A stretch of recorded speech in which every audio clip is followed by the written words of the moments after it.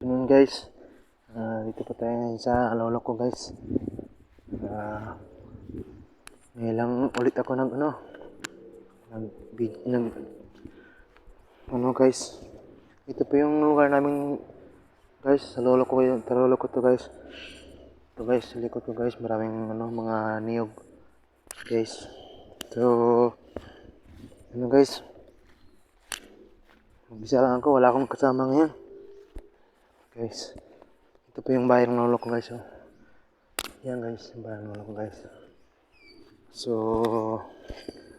sana guys, tagal-tagal ng panahon, marami na akong followers.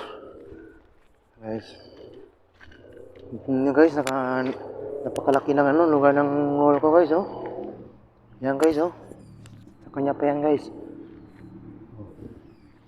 Dito ako dati nagkaga ng mga kahoy guys.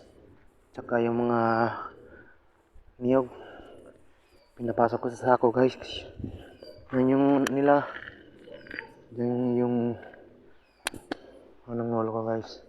Ito yung dating ko, tahanan ko guys. Bata pa ako guys. So,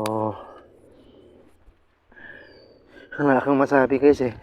Alam nyo naman na bago lang ako naging vlogger guys. So,